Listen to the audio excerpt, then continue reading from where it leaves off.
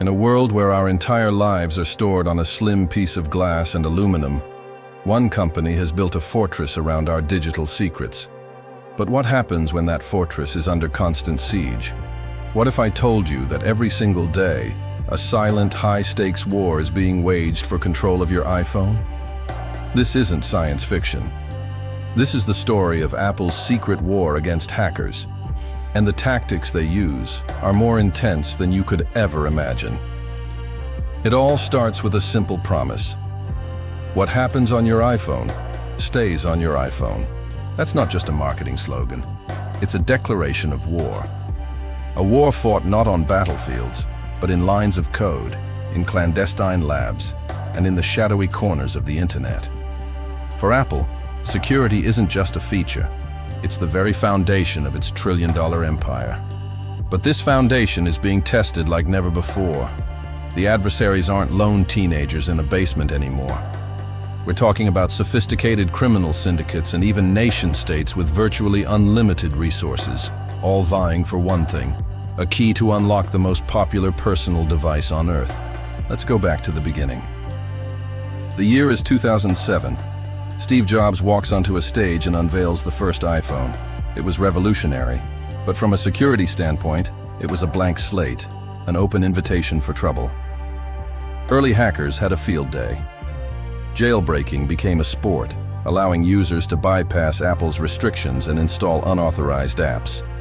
While many did it for customization, this cracked open door also let in malware and exposed critical vulnerabilities. Apple's engineers were in a constant game of cat and mouse, patching holes as fast as hackers could find them. But then, something changed. The stakes got higher. The real turning point was the rise of the App Store. Suddenly, the iPhone wasn't just a phone. It was a wallet, a photo album, a private diary. The data it held became immensely valuable, and the attacks became far more sinister. This is when Apple's security philosophy shifted from reactive to ruthlessly proactive. They didn't just want to patch holes. They wanted to build a device that was, by its very nature, unbreachable. This led to the creation of the Secure Enclave. Think of the Secure Enclave as a digital Fort Knox inside your iPhone. It's a separate, isolated processor with its own secure operating system, completely walled off from the rest of the phone. This is where your most sensitive data lives: your Face ID or Touch ID information, your Apple Pay credentials. Even if a hacker gains complete control over your iPhone's main processor, they can't touch what's inside the Secure Enclave. It's designed to be a one-way street. Data can go in to be checked, but the raw, sensitive information can never come out. It's an ingenious piece of engineering, but even Fort Knox isn't perfect if someone can find a secret tunnel. And that's exactly what the hackers were looking for. As Apple built higher walls, their adversaries brought taller ladders. This new generation of hackers wasn't interested in custom wallpapers. They were developing zero-day exploits, flaws in software that are unknown to the developer. A zero-day is the holy grail for a hacker. It's a master key that can unlock a device without the user ever knowing. The market for these exploits is booming, with some selling for millions of dollars on the dark web to governments and shady organizations. This brings us to one of the most infamous players in this war, NSO Group, the creators of the Pegasus spyware. Pegasus isn't your average malware. It's a ghost. It can be installed on a phone with a zero-click exploit, meaning you don't have to click a bad link or download a strange file. You could receive a simple iMessage, and before you even see it, your phone is compromised. Once inside, Pegasus gives the attacker complete control. They can read your messages, listen to your calls, track your location, and even turn on your camera and microphone. You become a walking surveillance device and you'd have no idea. When Apple's security team discovered the capabilities of Pegasus, it sent shockwaves through Cupertino. This was no longer just about protecting against criminals. It was about protecting journalists, activists, and lawyers from being spied on by powerful entities. The war had just become personal. Apple realized they couldn't just play defense. They had to go on the offensive. And what they did next changed the rules of the game forever. They created a team. Not just any team. a top-secret group of elite security researchers, ethical hackers, and intelligence analysts, known internally as the Security Engineering and Architecture Team, or SEER. Their mission: think like the enemy. They spend their days trying to hack their own products, to find vulnerabilities before the bad guys do. They simulate attacks, reverse engineer malware, and hunt for 0 days in the wild. This internal red team is Apple's secret weapon, a group of digital ghostbusters. But finding the flaws is only half the battle. This is where a revolutionary new feature comes into play: Lockdown Mode. Announced in 2022, Lockdown Mode is an extreme, optional security setting designed for the very small number of users who might be personally targeted by the most sophisticated digital threats. When you enable it, your iPhone transforms. Most message attachment types are blocked. Certain complex web technologies are disabled, and incoming FaceTime calls from people you haven't previously called are blocked.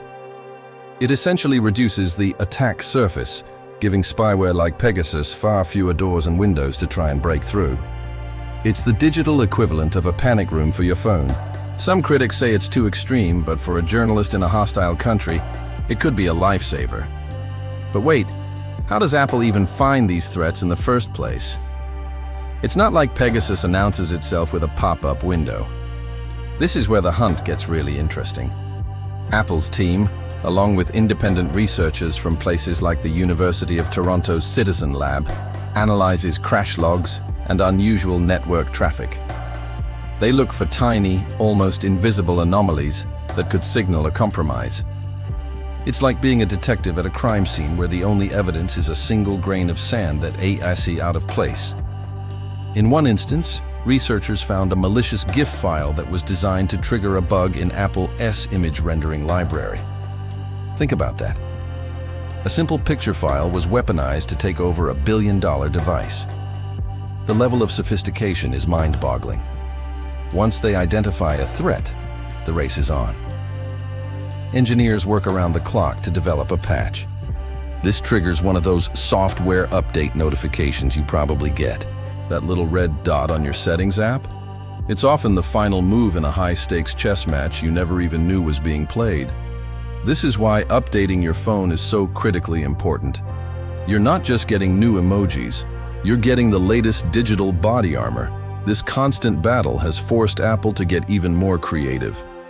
They launched the Apple Security Bounty Program, offering up to $2 million to ethical hackers who find and report critical vulnerabilities. Instead of fighting the entire hacking community, Apple decided to recruit them. It's a brilliant move. Pay the good guys a fortune to find the flaws before the bad guys can exploit them. They've essentially crowdsourced their own security, turning thousands of the world's best hackers into a global neighborhood watch for the iPhone. But the war isn't just fought in code, it's fought in the courtroom. In a stunning and unprecedented move, Apple filed a lawsuit against NSO Group. This wasn't just about money, it was about sending a message. Apple sought a permanent injunction to ban NSO Group from using any Apple software, services, or devices. They were trying to cut off the head of the snake. This legal battle is a landmark case, drawing a line in the sand against the private spyware industry. Apple is using its immense legal and financial power to publicly unmask and dismantle these shadowy organizations.